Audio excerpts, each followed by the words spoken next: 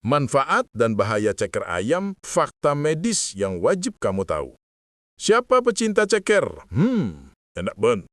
Dicampur sama seblak mie ayam, dibuat sambal, dicampur sama bakso pasti lezat banget.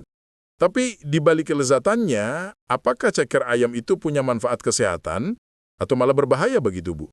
Nah, makanya dalam video ini aku akan kupas tuntas tentang manfaat kesehatan ceker ayam serta resiko bahaya yang perlu kalian perhatikan nih, teman-teman. Halo, kenalin semua. Aku Mantri, yang siap menjaga kesehatanmu secara holistik. Nih, teman-teman. Nah, yuk, biar nggak panjang-panjang, langsung kita bahas tentang kandungan gizi dari ceker ayam. Meski sering disepelekan atau bahkan dianggap makanan sisa ya, ceker ayam ini punya kandungan nutrisi yang cukup menarik nih, teman-teman. Dalam 100 gram ceker ayam matang, terdapat sekitar 215 kalori, yaitu 19,5 gram protein dan 14,5 gram lemak. Tapi yang paling menonjol dari ceker ayam adalah kandungan kolagennya. Kolagen adalah protein penting yang menjaga struktur dan elastisitas jaringan tubuh, terutama kulit, tendon, tulang, dan ligamen kita. Sekitar 70% protein dalam ceker ayam adalah kolagen. Selain itu, ceker ayam mengandung kalsium, zat besi, fosfor, vitamin A, folat, vitamin B9, serta gelatin yang semuanya punya manfaat bagus bagi tubuh. Apa aja manfaatnya nih? Manfaat untuk kulit. Salah satu manfaat paling terkenal dari kolagen adalah untuk kesehatan kulit. Dalam sebuah studi selama 6 bulan terhadap 105 wanita, konsumsi kolagen terbukti meningkatkan kelembapan kulit, mengurangi kekasaran, serta meningkatkan elastisitas kulit kita. Bahkan, kolagen membantu mengurangi selulit dan mempercepat penyembuhan luka. Dengan kata lain, mengkonsumsi ceker ayam yang tinggi akan kolagen dalam bentuk langsung ceker ayamnya dimakan atau dicampur dalam kaldu ceker ayam, itu bisa membantu kulit menjadi lebih lembab, lebih sehat, serta elastis dan awet muda. Dan ini tentu jadi kabar baik bagi teman-teman yang ingin merawat kulit langsung dari dalam. Yang kedua, manfaat untuk tulang dan sendi. Buat yang sering ngerasain pegel linu, nyeri sendi, ceker ayam bisa jadi salah satu makanan pendukung yang bermanfaat. Kolagen bersama glukosamin dan kondroitin dalam ceker ayam ini membantu memperkuat tulang rawan dan kesehatan sendi kita. Sebuah uji klinis terhadap 191 penderita osteoartritis lutut menunjukkan bahwa kolagen dari ayam secara signifikan mengurangi rasa nyeri dan kekakuan sendi setelah dikonsumsi rutin selama 3 bulan. Studi pada wanita pasca menopause yang rutin mengkonsumsi kolagen 5 gram per hari mampu meningkatkan kepadatan tulang rawan dan menghambat proses osteoporosis. Jadi, bagi lansia terutama, atau orang dengan aktivitas berat, ceker ayam yang mengandung kolagen, glukosamin, dan kondroitin sangat baik untuk menjaga kesehatan sendi dan tulangnya. Yang ketiga, manfaat untuk pertumbuhan anak dan kesehatan kita. Nah, di Indonesia, ceker ayam juga sering dijadikan bahan untuk MPASI, karena dianggap bisa membantu anak tumbuh kuat. Ini bukan cuma mitos nih teman-teman. Ceker ayam mengandung protein penting untuk membangun otot dan jaringan tubuh kita. Mineral seperti kalsium, fosfor, magnesium dapat membantu pertumbuhan tulang dan gigi serta meningkatkan kesehatan anak. Folat dalam ceker ayam juga penting untuk perkembangan sistem saraf anak dan mendukung produksi DNA. Di sisi lain, gelatin dan glukosamin bisa memperbaiki lapisan pencernaan dan membantu daya tahan tubuh lebih baik. Maka dari itu, anak yang sedang masa pertumbuhan mengkonsumsi ceker maupun kaldu yang mengandung ceker ayam bisa menjadi sumber nutrisi tambahan yang cukup baik. Tentu dengan catatan diolah secara higienis dan tidak dikonsumsi berlebihan. Nah, keren banget kan ya manfaat dari ceker ayam? Tapi ya ada hal yang perlu teman-teman perhatikan nih. Banyak orang yang khawatir mengkonsumsi ceker ayam karena masalah residu antibiotik dan residu hormon yang mungkin terkandung dalam ceker ayam. Dan apa bahayanya? Bagaimana bisa terjadi ada antibiotik dan hormon dalam ceker ayam? Yuk kita bahas lebih lanjut ya. Yang pertama, residu antibiotik.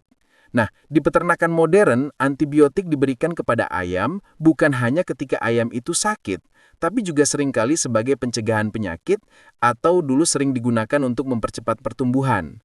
Penggunaan ini disebut antibiotic growth promoter. Jadi, antibiotik biasanya diberikan lewat pakan atau air minum. Masalahnya, ketika ayam dipanen atau disembelih sebelum tubuhnya benar-benar mengeluarkan sisa antibiotik itu, maka residunya akan tertinggal di jaringan tubuh, termaksud hati, ginjal, bahkan di jaringan ikat seperti ceker ayam. Jadi yang menjadi masalah adalah jika kalian mengkonsumsi ceker ayam yang mengandung residu antibiotik tersebut. Dan yang kedua adalah residu hormon pertumbuhan. Beberapa peternak nakal mungkin menyuntikkan hormon steroid seperti estrogen, progesteron, atau testosteron secara diam-diam. Tujuannya adalah mempercepat pertumbuhan ayam dalam waktu singkat. Jadi selain diinjeksi secara langsung, ada potensi kontaminasi dari pakan yang mengandung hormon, baik disengaja maupun tidak. Bagian tubuh ayam seperti leher, sayap, dan ceker ini menyimpan hormon pertumbuhan paling banyak dari jaringan ikat maupun jaringan lemaknya. Di Indonesia sendiri, sudah ada aturan tegas yang melarang ini semua. Hewan ternak dilarang menggunakan hormon pertumbuhan apapun. Jika ditemukan adanya penggunaan hormon pertumbuhan, maka dilarang untuk diendarkan. Penggunaan antibiotik berlebihan pun sama. Sejak tahun 1 Januari 2018, penggunaan antibiotik sebagai growth promoter dalam pakan ternak resmi dilarang oleh Menteri Pertanian kita. Tapi antibiotik masih boleh digunakan dalam tujuan pengobatan. Nah, dan harus diawasi oleh dokter hewan. Pemerintah pun menetapkan batas residu antibiotik maksimal yang ada dalam tubuh ayam. Misalnya untuk enrofloxacin, batasnya 100 mikrogram per kilogram daging ayam. Jika melebihi angka ini, maka ayam tidak layak dikonsumsi. Namun, walau aturan sudah jelas tertulis, pelanggaran tetap bisa terjadi. Kenapa? Yang pertama, tidak dipatuhinya waktu tunggu. Jadi banyak peternak kecil yang tidak mengetahui sistem waktu tunggu ini, sehingga setelah memberikan antibiotik, dia tidak menunggu hingga 7 hingga 10 hari. Langsung menyembelih ayam terlalu cepat setelah pemberian antibiotik, sehingga residunya masih tersisa. Yang kedua, dosis antibiotiknya berlebih, atau obat yang sulit dikeluarkan oleh tubuh. Antibiotik seperti fluorokinolon ini bisa bertahan lama di jaringan tubuh, bahkan setelah dimasak. Ceker karena minim aliran darahnya, ini bisa menyimpan residu antibiotik lebih lama. Yang ketiga, kontaminasi silang. Proses pemotongan, pencucian, atau penyimpanan bisa menyebabkan organ yang tinggi residu seperti hati ini mengkontaminasi bagian lain. Serta yang terakhir, peternak tidak higienis. Air atau pakan yang tercemar bisa menjadi sumber residu, bahkan jika peternak tidak menggunakan antibiotik secara luas. Nah, jadi gitu ya teman-teman. Kenapa kok ada residu antibiotik yang masih tersisa pada ceker ayam? Setelah kita tahu bahwa residu antibiotik dan hormon masih bisa tertinggal dalam ceker ayam karena praktik peternak yang tidak ideal, sekarang pertanyaannya, apa sih dampaknya bagi tubuh manusia kalau kita sering mengkonsumsi ceker ayam yang mengandung residu antibiotik? Oke. Oh ya, ternyata 80% dari penonton video aku itu nggak nge-subscribe nih teman-teman. Boleh nggak ya kalian bantu nge-subscribe channel ini? Jika kalian merasa video ini sangat bermanfaat, subscribe aja kok, gratis. Tujuannya sederhana sih, biar aku lebih semangat bikin video lagi, dan aku tahu videoku bermanfaat untuk orang banyak. Yang pertama, resistensi antibiotik. Jika kita mengkonsumsi ceker ayam yang masih mengandung sisa antibiotik secara terus-menerus, meskipun jumlahnya kecil, tubuh kita bisa terpapar antibiotik dosis rendah dalam jangka panjang. Akibatnya, bakteri yang ada dalam tubuh kita ini bisa resisten terhadap antibiotik. Dan saat kita sakit dan butuh antibiotik, itu obatnya bisa nggak lagi efektif, karena kita sudah terlalu sering terpapar oleh antibiotik-antibiotik tersebut dari ceker ayam. Resiko infeksi yang lebih sulit disembuhkan akan meningkat. Ini yang disebut resistensi antibiotik. Penelitian menunjukkan bahwa mengkonsumsi daging atau organ ayam yang mengandung residu antibiotik ini berkontribusi terhadap munculnya bakteri resisten atau superbug, bakteri yang nggak mempan lagi dengan antibiotik biasa. Ngeri banget ya kalau kita sakit tapi kita resisten terhadap antibiotiknya, karena nggak sadar kita mengkonsumsi antibiotik itu setiap hari dari ceker ayam. Yang kedua, resiko alergi. Beberapa orang memiliki sensitivitas tinggi terhadap antibiotik tertentu. Kalau mereka mengkonsumsi makanan yang mengandung residu obat tersebut, meskipun sedikit, bisa terjadi reaksi seperti ruam kulit, sesak napas, sakit kepala, bahkan reaksi alergi berat.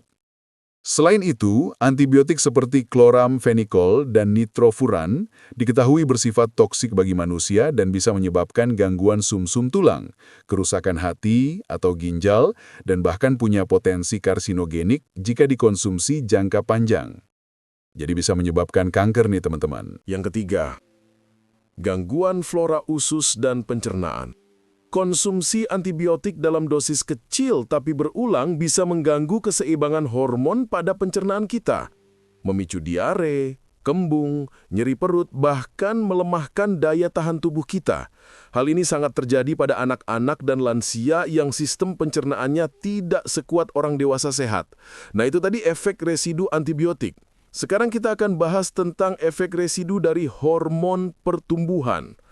Jika ayam disuntik atau tercemar hormon pertumbuhan, meskipun ini ilegal dan tidak diizinkan sama sekali, maka hormon tersebut bisa ikut masuk ke tubuh kita saat kita makan bagian ayam. Termasuk ceker ayam, dampaknya bisa serius loh teman-teman. Dan ini sering kita lihat di sekitar kita ya.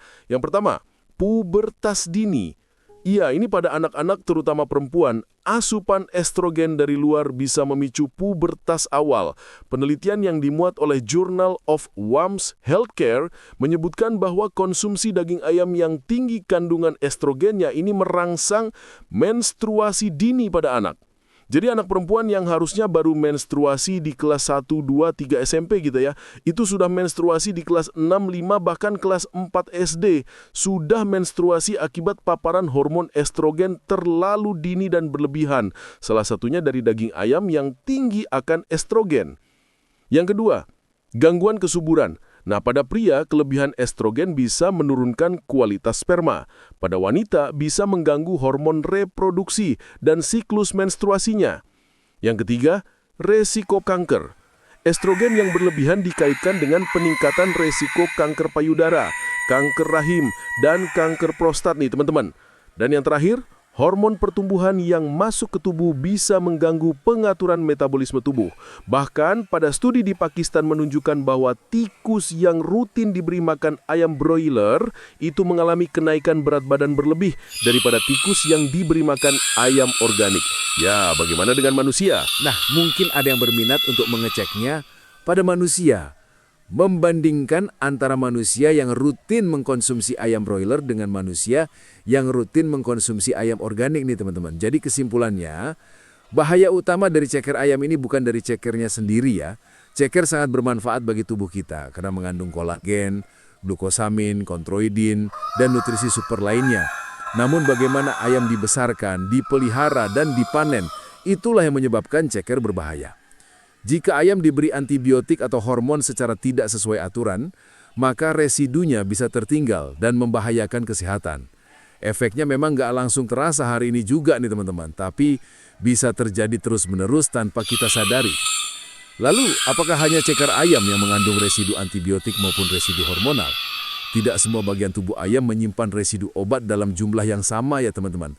Beberapa organ cenderung menumpuk lebih banyak antibiotik atau hormon daripada yang lainnya. Ini penting kalian ketahui, terutama jika kalian sering mengkonsumsi daging ayam, sehingga bisa tahu lebih banyak resikonya. Yang pertama, hati ayam. Hati adalah tempat utama metabolisme obat, termasuk antibiotik dan hormon. Maka nggak heran hati ayam seringkali punya kadar residu tertinggi. Dalam sebuah studi, kadar antibiotik ciprofloxacin di hati ayam bisa mencapai 64,5 mg per kilogram, sedangkan di otot hanya sekitar 6 mg per kilogram. Artinya, konsentrasi antibiotik di hati ayam itu 10 kali lebih besar daripada di daging biasa. Yang kedua, di ginjal. Ginjal adalah organ ekskresi, tempat pengeluaran zat-zat yang sudah tidak dibutuhkan oleh tubuh, termasuk sisa obat. Beberapa antibiotik yang larut dalam air ini akan dibuang lewat ginjal, sehingga residunya sering tersisa pada ginjal. Dan yang ketiga adalah kulit dan lemak. Ya, antibiotik tertentu bersifat larut lemak atau lipofilik, sehingga dapat terakumulasi di jaringan lemak dan kulit ayam. Ceker itu tempat yang paling tinggi lemaknya nih teman-teman. Hormon steroid seperti estrogen dan testosteron juga larut lemak. Jadi jika ayam pernah terpapar hormon, jaringan kulit dan lemaknya bisa menjadi tempat penumpukan. Karena ceker ayam sendiri terdiri dari kulit, jaringan ikat, dan sedikit lemak, maka ia termasuk bagian yang berpotensi menyimpan residu jika ayam dibesarkan secara tidak higienis nih teman-teman. Memang ada kandungan residu antibiotik pada otot ayam di area dada dan pahanya. Namun, jika peternak mematuhi waktu tunggu untuk dikonsumsi, residunya lebih cepat hilang daripada di bagian hati, ginjal, maupun cekernya. Tapi tenang, tunggu dulu. Jangan sampai karena video ini bikin kalian nggak kepengen makan daging ayam lagi ya. Karena info residu antibiotik maupun residu hormonnya, kamu tetap bisa makan daging ayam, bahkan ceker ayam pun dengan aman, asal tahu caranya nih teman-teman. Nah, berikut beberapa tips yang bisa kalian lakukan untuk mengkonsumsi daging ayam lebih aman lagi. Yang pertama, pilih dari sumber terpercaya. Usahakan beli ayam dari produsen atau toko yang memang mematuhi standar kesehatan. Kalau bisa, pilihlah ayam organik maupun ayam kampung yang memang dipelihara secara organik dan bebas dari antibiotik. Yang kedua, cuci dan bersihkan dengan benar. Cuci ceker ayam dengan air mengalir dan buang bagian kulit luarnya jika masih ada. Bisa direndam sebentar untuk membantu mengurangi bakteri di permukaan kulit ayam. Yang ketiga, blansir. Jadi rebus ceker selama 10-15 menit lalu buang airnya. Langkah ini bisa membantu mengurangi sebagian residu antibiotik yang larut dalam air. Setelah itu, ceker bisa kalian masak lagi sesuai selera. Lalu masak hingga benar-benar matang dan empuk sempurna. Dengan memasak ceker hingga matang, super lembek itu mengurangi resiko antibiotik tertentu 80 hingga 90% nih teman-teman. Tapi, ada beberapa antibiotik yang tahan panas seperti enrofloxacin ini sangat tahan panas. Jadi memasak tidak cukup untuk mengurangi residu antibiotiknya. Selanjutnya, jangan konsumsi berlebihan. Ceker ayam yang kalian nggak tahu sumbernya dari mana, itu sebaiknya tidak dikonsumsi setiap hari, terutama pada anak-anak maupun ibu hamil. Tapi kalau kalian berternak sendiri, ngerawat sendiri, dan memang membeli yang ada label bebas dari antibiotik dan diternak secara organik, maka silakan saja dimakan setiap hari oleh anak-anak maupun ibu hamil. Dan yang terakhir, ini yang penting perlu kalian ketahui adalah penyimpanan dalam freezer, ya. Jadi, pembekuan jangka panjang ini bisa membantu mengurai beberapa residu antibiotik. Sebuah studi di Mesir menunjukkan bahwa residu ciprofloxacin dalam daging ayam itu turun hingga 62% setelah disimpan dalam freezer selama 6 bulan. Jadi kalau kalian mau aman, habis dipotong, dimasukin ke freezer, ditunggu dulu sampai 1 bulan, 2 bulan baru dikonsumsi. Ini membantu untuk menurunkan residu antibiotiknya. Jadi setelah kita bahas panjang lebar ya, pertanyaannya apakah aman makan ceker ayam? Boleh banget, tapi harus dengan metode yang tepat ya. Karena ceker ayam punya banyak banget nutrisi yang luar biasa. Tinggi kolagen, baik untuk kulit, tulang, sendi, kaya protein dan mineral, bisa membantu pencernaan dan pertumbuhan kita. Tapi di sisi lain, kalian harus memperhatikan cara masak dan proses produksi dari ceker ayamnya. Sekian, semoga bermanfaat. Sampai jumpa di video selanjutnya.